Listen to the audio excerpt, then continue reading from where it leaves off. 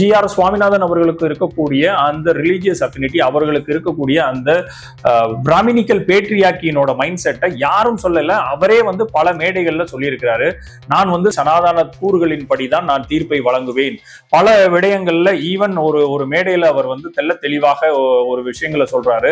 என்னுடைய ஃப்ரெண்டு அவங்க ஒய்ஃப் ஒரு இடத்துல இடிச்சிட்டு வந்துட்டாங்க, ஆனா என் ஃப்ரெண்டு அந்த குற்றத்தை ஒப்புக்கொண்டார். அந்த குற்றத்தை ஒப்புக்கொண்டதுக்கு அப்புறமும் அந்த குற்றம் நிரூபிக்கப்படாமல் 2 பேரும் நிரபராதிகளாக விடுவிக்கப்பட்டார் அப்படிங்கிறத ஒரு ஜட்ஜாக இருக்கக்கூடியவர் அவ்வளவு ஒரு சந்தோஷத்தோட சொல்றார்.